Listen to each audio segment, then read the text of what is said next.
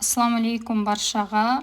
Бүгін осылай нан батырып жеуге болатын дәмі өте ерекше көкөністерден жасалған рагу дайындаймыз.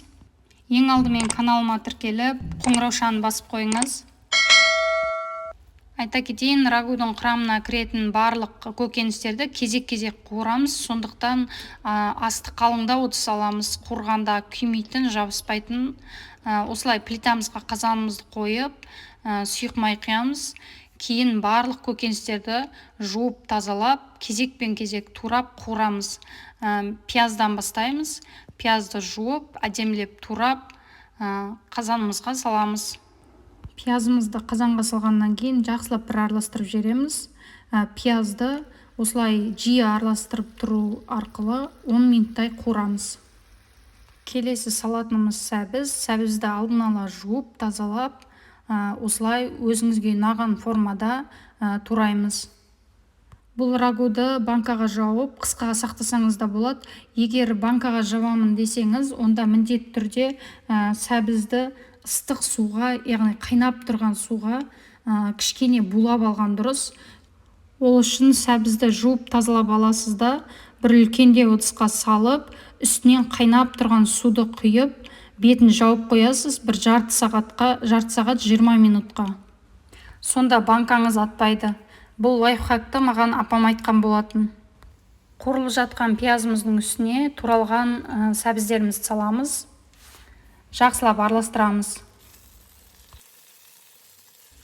Араластырып, бетін жауып қоямыз. Жай отта қуырыла береді. Енді осындай тәтті бұрышымызды өзімізге ұнайтын формада тураймыз. Болгар бұрышы жалпы рагуға ерекше дәм береді, сондықтан молынан қоссаңыз да болады.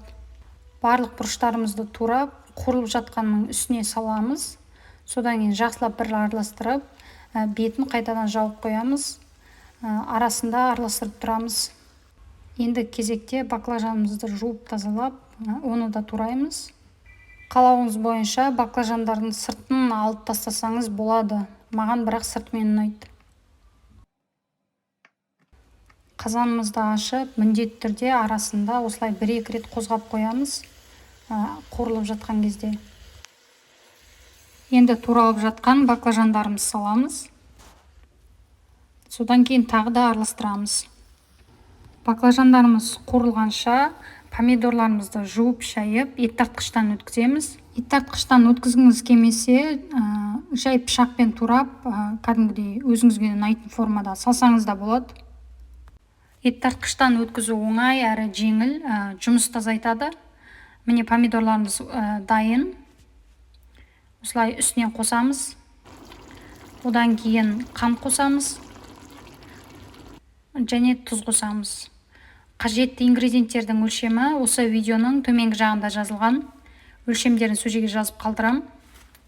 Енді жақсылап араластырып, бетін жауып, баяу отта пісіреміз.